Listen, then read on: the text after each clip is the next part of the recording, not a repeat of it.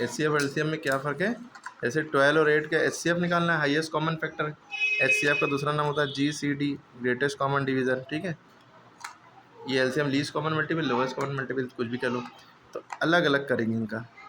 देख लो 2 6 12, 2 3 6, है ना। अब 2 के टेबल में तो आएगा नहीं, ये 3 के टेबल में आएगा, 3 1 3। तो हमने यहाँ पे 12 लिखा और 12 की क्या वैल्यू आ गई? 2 इंटू 2 इंटू 3, 2 इंटू 2 इंटू 3। अब 8 का निकालेंगे, 2 4 8, 2 2 4 और 2 1 2। 8 का क्या आ गया हमारा हिसाब? 3/2, ठीक। दोनों में क्या कॉमन है? ये 2 कॉमन है और ये 2 कॉमन है, ठीक। तो जो कॉमन है उसको हमने लिया और उन दोनों को मल्टीप्लाई कर दिया। इसका एक बार लिखा, इसका एक बार लिखा, ठीक है, 2 का 1, 2 टू द 4। तो इन दोनों में सबसे बड़ा कॉमन फैक्टर जो है वो 4 है, यानी कि इन दोनों में कॉमन फैक्टर क्या है? 4। इन्हीं दोनों का एलसीएम अगर निकालना है, अगर एलसीएम देखिए तरीका दो तरीके होते हैं।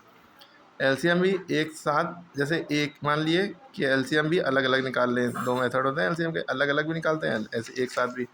तो 2 6 12, 2 3 6, 3 1 3, 2 4 8, 2 2 4, 2 1 2, जैसे इसका निकाला है ना। फिर वही इसमें भी वही करेंगे। 12 का क्या आया? 2 इंटू 2 इंटू 3, पकड़ लो। 8 का क्या आया? 2 इंटू 2 इंटू 2। जो कॉमन है वो तो एक बार लिख लेंगे, इसका 2 कॉमन है इंटू इसका 2 कॉमन है, लिख लिया।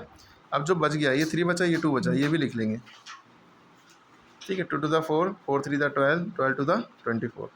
ये फ़र्क है एलसीएम और एचसीएफ में। और अगर आप एलसीएम कर रहे हैं तो एलसीएम को तरीका ये भी है कि आप एक साथ भी दोनों कर सकते हैं।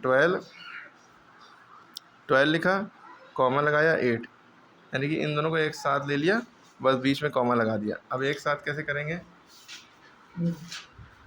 2 6 12, 2 4 8, 2 3 6, 2 2 4। अब 2 के टेबल में 3 आता नहीं तो 3 चुपचाप उतार दिया, लेकिन 2 आता है, 2 1 2। फिर 3 से ले जाएंगे, 3 के टेबल में 3 1 1 में, तो 1 1 आ गया, ख़त्म सवाल। अब हमारी जो ये सब वैल्यू है ये सब उतार लो, इन्हीं सबको मल्टीप्लाई कर दो। 2 into 2 into 2 into 3, 2 to the 4, है ना, 4 टू द 8, 8 3 द 24। देखिए ऐसे भी एलसीएम 24 आया, एलसीएम वाले मेथड से भी एलसीएम 24 आया, ठीक है। क्लियर होगी बात? तो एलसीएम निकालने के दो तरीके हैं। एचसीएफ का एक और तरीका है, कहिए इसी में बताते हैं। जैसे 8 और 12 का एचसीएफ निकालना है, डिवीज़न मेथड से निकालना है, तो जो छोटा नंबर है उसको बाहर रखेंगे और जो बड़ा नंबर है 12 उसको अंदर रखेंगे। क्लियर है? अरे क्लियर है? अब 8 3 का कितना होता है?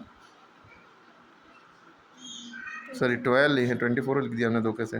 12 है ना, 8 और 12 का करना है। तो 8 1 8, 8 टू द 16 बड़ा हो जाता है, तो 8 1 8, इसके नीचे लिखेंगे, दूसरे नंबर के नीचे। 2 में से 8 जा नहीं सकता, 12, 12 में से 8 गया, 4, 4 बचा। अब डिवाइड कर रहे होते तो पॉइंट लगा के यहाँ 0 बढ़ाते, डिवाइड तो करने एचसीएफ निकालने। तो यहाँ पे जैसे ये जो डिवाइज़र है, H4 जो रिमाइंडर बचा था उसको डिवाइज़र बना दिया, जो इसके पहले जो डिवाइज़र था उसको यहाँ लिखा है, उसको डिविडेंड बना देंगे, ठीक है। अब 4 का टेबल इतनी बार पढ़िए, 8 आ जाए, 4 टू द 8, सवाल ख़त्म हो गया। क्योंकि कभी भी डिवाइडर 0 हो ही नहीं सकता, डिवाइज़र 0 कहाँ से हो जाएगा? ये 0 हो सकता है, यहाँ पे 0 हो गया तो सब आंसर यही हो जाता है 8। अब यहाँ पे इस केस में आंसर हमारा क्या बचा? 4।